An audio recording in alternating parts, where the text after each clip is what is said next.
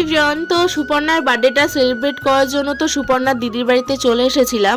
তো দিদির বাড়িতে তো আমরা খুবই মজা করেছি। তো বিকালবেলা দিদি আমাদের সবাইকে নিয়ে একটু ঘুরতে বেরিয়েছিল। তো দিদির বাড়ির কাছে ছিল জলঙ্গি নদী, তো আমরা সেখানেই গেছিলাম। প্রথমে ইটভাটাতে গেছিলাম, কারণ ইটভাটার ওপর দিয়েই, ইটভাটার পেছনটাতেই ছিল জলঙ্গি নদী। তো ইটভাটার ওপর দিয়েই যেতে হয়। তো দেখো আমরা ইটভাটার ওপরে উঠে আমাদের কাণ্ডটা একবার দেখো যে আমি কি করছিলাম। তো চলো দেখতে থাকো ভিডিওটা। জুতো খুলে হাতে করে নিয়ে ইটভাটা থেকে নামছে, ঠিক আছে। আরেকজন নামবে,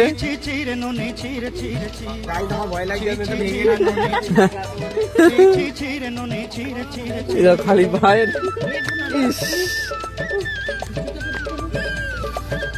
আরেকজন। তো ইটভাটার ওপরটাই উঠেছিলাম, তো অনেকটাই উঁচু ছিল, তাই নামতেও খুবই ভয় লাগছিল।